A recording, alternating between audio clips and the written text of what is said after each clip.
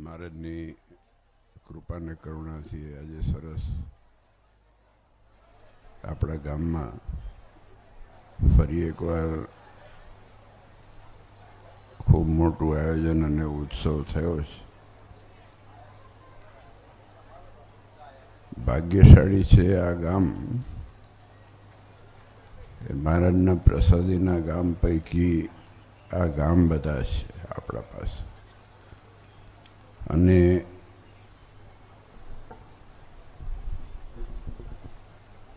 જે મહારાજના પ્રસાદીના ગામો હોય એમાં આપણો જન્મ થાય એનાથી મોટા ભાગ્ય કયા કહેવાય? આ બહુ મોટી વસ્તુ છે.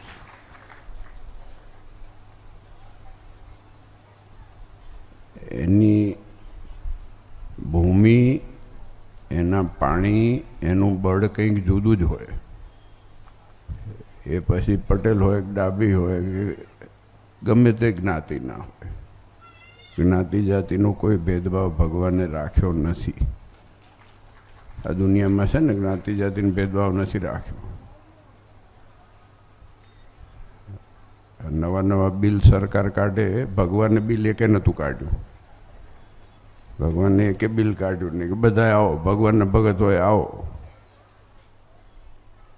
બધા એનું કલ્યાણ. જે ભગવાનનો થયો એ પછી ભગવાન કોઈ દિવસ ગાંઠ વારીને રાખી નથી.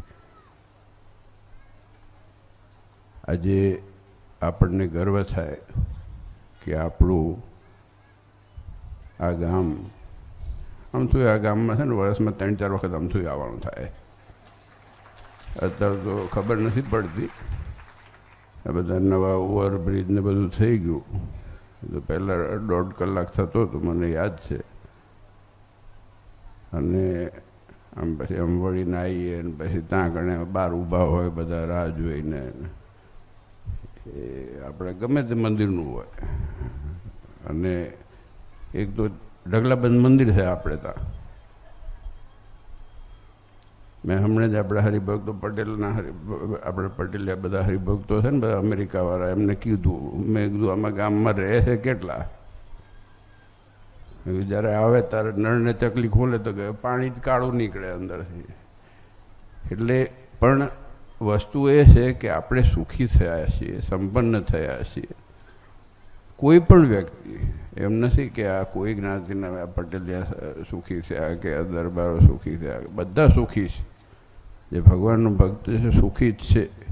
દુઃખ તો છે ને બધું અહીં ભરેલું છે. જેટલું અહીં ભરેલું છે દુઃખ, એ રોજ દુઃખ જ છે. સવારે ઉઠીને દુઃખ જ થાય છે. જેનું મગજ સરખું ના ચાલતું હોય ને દુઃખ જ થાય. હમણાં જો મેં વાસુદેવ સ્વામીનો ફોટો જોયો ને મને યાદ આવ્યું, કોઈ દિવસ એમને દુઃખી મેં જોયા જ નથી. વાસુદેવ સ્વામી ફોટો જોયો ને કાંઈ એમ રાજી જ હોય. પછી હું હવે એમની વાત બહુ સરસ છે. અમે બેઠા હતા એકવાર.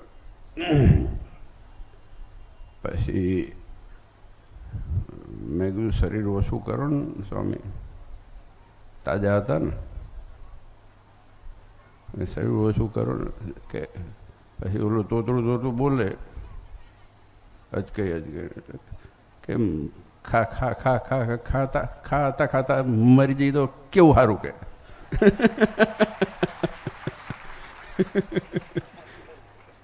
એ સ્વામિનારાયણ ભગવાન મળ્યા પછી શું ચિંતા છે કે. અને હકીકતની અંદર મને યાદ છે એક પંચમહાલ બાજુ ગામડે ગયા હતા અમે. આ તો જો ફોટો જોયો ને એટલે યાદ કરું, બાકી જનરલ કંઈ. એટલે પછી હું જમવા બેઠો હતો ને એ દિવસે બહુ નથી કંઈ કે શી ખબર જે હશે. તો સવાર નાસ્તો કરવા બેઠા તો ભાઈ મેં વાસુદેવ સ્વામીને કીધું, મેં કહ્યું લઈ લો થાળી મારી. તો મને કે ચાંદીની થાળીમાં ખાવાનું? એટલે ચાંદીની થાળી બધા હરિભગત લાયા હશે બહુ પ્રેમથી લાગણીથી. મેં કહ્યું ખાઓ. ભગવાનનો ભક્ત નારાયણ દેવનો સાધુ ચાંદીની હોનાની થાળીમાં ખાય ને તો એની સાધુતા. જે ભગવાનના આશ્રયમાં છે એ જે દેવનો થઈને રહેશે ને એ બહુ કઠણ છે. આ દુનિયામાં બધાને થવું સહેલું છે, ભગવાનને થવું બહુ કઠણ છે. કારણ કે ભગવાનને પગથિયા ચડીએ ને ત્યારે સ્વભાવ મૂકવા પડે. ભગવાનને પગથિયા ચડીએ ને જ્યારે મંદિરે ત્યારે સ્વભાવ મૂકવા પડે છે. અને એ ભીડની અંદર તમે કોકની કૂણીઓ ખાઓ, કોક પગ કચડી જાય.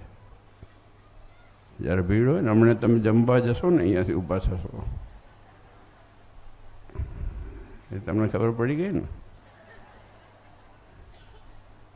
એ લાઈન પહેલાં જ લાગી હોય, એમાંથી અમુક કાપીને નીકળે, આ બધું ચાલે. પણ આ સત્સંગની ભીડ છે, એ સત્સંગની ભીડમાં રહી અને એ જે કુણીઓ ખાધી હોય ને પગ ચક દોડાયા હોય ને, એમાંથી સ્વભાવ બહુ નિર્મળ થાય. સાચું. કારણ કે એ ભીડમાં તો અમે કુણીઓ ખાઈએ છીએ, તમે એકલા જ નથી ખાતા. હમણાં જ પાટોત્સવ ગયો ને, નારાયણ દેવનો પાટોત્સવ ગયો ને, તમે ત્યાંથી ઉપરથી અભિષેક, એક તો એ માણ દિવસ વર્ષની અંદર 2 કે 3 પ્રસંગ એવા આવે કે જ્યારે નારાયણ દેવના ચરણ સ્પર્શ કરવાનો મોકો મળે અમને, એટલે મોકો મૂકીએ નહીં. હવે અભિષેક કર્યા હોય, પછી જે અબોટ્યું પહેર્યું હોય, પછી ભીનું હોય ને, પછી બધા એવા તૂટી પડે ને, તો અબોટિયા અમુક ખેંચે ને અમુક ધોતિયા ખેંચે. એટલે અમુક આમાં આમાં કંઈ નડી લે, અમુક ખભે અડે. સારું છે માથે ટપલીઓ મારતા નથી.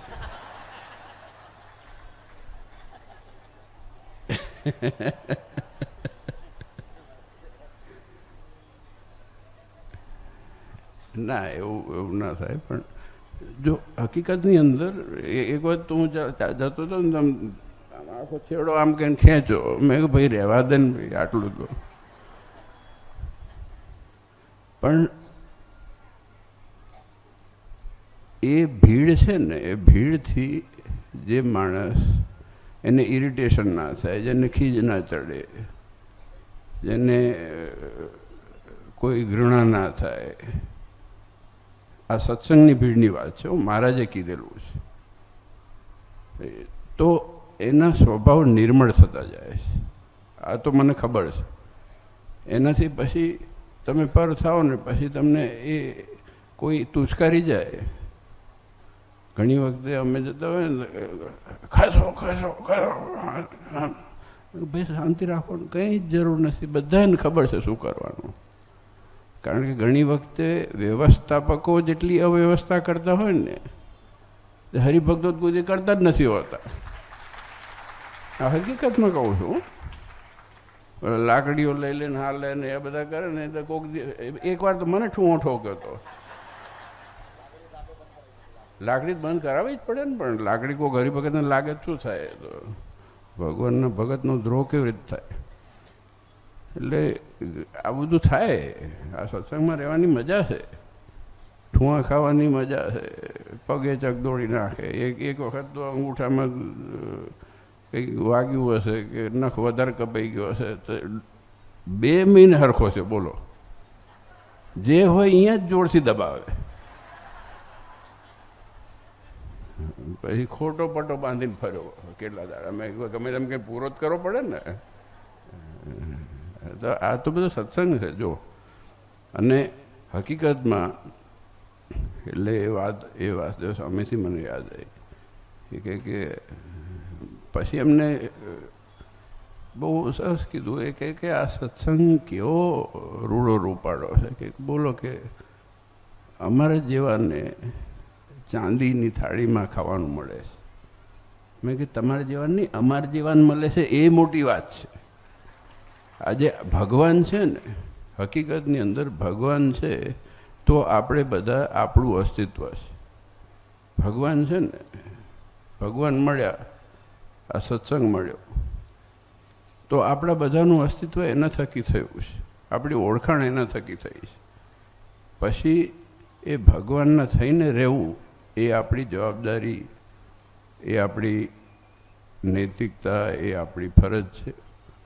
કારણ કે એ સંસ્કારો આપણા દીકરા દીકરીઓમાં આવશે, જે રૂડા સંસ્કારો, જે માનવતાના સંસ્કારો, તો એનાથી આપણો પરિવાર, આપણા દીકરા દીકરીઓ, આગળની પેઢીઓ સુખી થાય. અને એ જરૂરી છે. આજે મોટામાં મોટી જરૂરિયાત હોય તો એટલી જ છે કે ભગવાન જે આજ્ઞા કરી, હમણાં આપણે શિક્ષાપત્રી ઉત્સવ ઉજવ્યો ને, સમયો કેવો સરસ ઉત્સવ છે, તમે બધા લાભ લીધો જ છે. પણ આજે મારે જે આજ્ઞા કરી છે એ આજ્ઞા અનુસાર વર્તવાનો આપણે પ્રયત્ન કરવાનો છે. અને જેટલો પ્રયત્ન વધારે થાય, કદાચ કોઈ ખામી રહી જતી હોય તો વિશેષ પ્રયત્ન કરીને આપણે ટ્રાય કરવાનો છે. કોઈ પરિપક્વ નથી, પૂર્ણ નથી. કોઈ પૂર્ણ કામ કોઈ નથી આ જગતની અંદર. મેં ગઈકાલે દાખલો આપ્યો હતો. મહંત મને ફોન કર્યો સાંજે, મને કે આવું કેવું કીધું. મેં કીધું સાચી વાત છે. આ દુનિયામાં છે ને, આપણે આપણી ફૂટપટ્ટીથી બધાને માપવાનું શરૂ કરી દીધું છે. આપણે એમ માનીએ કે આવો છે ને આ તેવો છે. આપણને ક્યાં ખબર છે કોણ કેવો છે, ક્યાં ખબર છે કોઈને? આજે હું તમને આવી વાતો કરું છું ને વાંહે જઈને ગમે તે કરતો હોઉં તો તમને શી ખબર પડે? પણ વસ્તુ એ છે કે બધાની અંદર આપણે ગુણ બુદ્ધિ રાખી અને ભગવાનના શક્ય હોય એટલી આજ્ઞા પાડવાનું આપણે પ્રયાસ કરીએ. અને હમણાં સ્વામીએ વાત કરીને મહારાજે તો એટલું બધું બહોળું સંપ્રદાયમાં વિચારધારા આપી છે જેની કોઈ કલ્પના. મેં ગઈકાલ જ હતો, પરમ દિવસે હતો પાટોત્સવ ને, પરમ દિવસે મેં કીધું આપણે બહુ લઘુતા ગ્રંથિ આવી ગઈ છે આપણા બધામાં, કે આ અમારા ભગવાન મોટા છે ને ઓલા નાના છે ને ઓલા ટૂંકા છે ને ઓલા જાડા છે ને. આવું નથી. ભગવાન ભગવાન છે, માતાજી માતાજી છે. આજે કોઈ મોટા નથી, કોઈ નાના નથી. જે જેના ઈષ્ટદેવ સ્વામિનારાયણ ભગવાન પોતે કીધું છે કે શૈવ હોય એને કોઈ દિવસ ત્રિપુંડનો અથવા રુદ્રાક્ષનો ત્યાગ કરવો નહીં.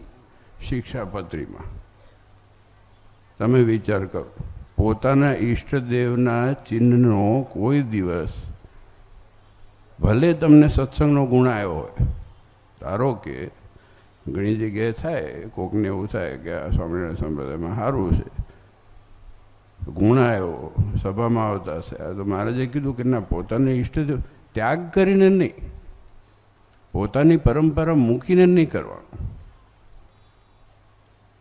આજે એ વિચારધારા મહારાજે 200 વર્ષ પહેલાં આપણને આજ્ઞામાં આપી અને લગભગ 250 વર્ષ થવા આવ્યા જ્યારે મહારાજે આ પૃથ્વી પર દેહ ધારણ કરીને આ વ્યવસ્થા આપણને આપી છે. આપણે બહુ ભાગ્યશાળી છીએ. શું વારું, તમે તો કંઈ ચાલુ થયું, તમારું ટેલિફોન ચાલુ છે? અમારા મહંત સ્વામીનો અંદર સીરી ચાલુ થાય, ઓટોમેટિક છે. તમારું ગૂગલ ચાલુ નહીં થતું, અમારા મહંતને ચાલુ થઈ જાય ગમે ત્યારે. સારું છે, સત્સંગનું જ બધું હોય છે, નહીં તો ગાયન વાગવાનું શરૂ થાય શું થાય?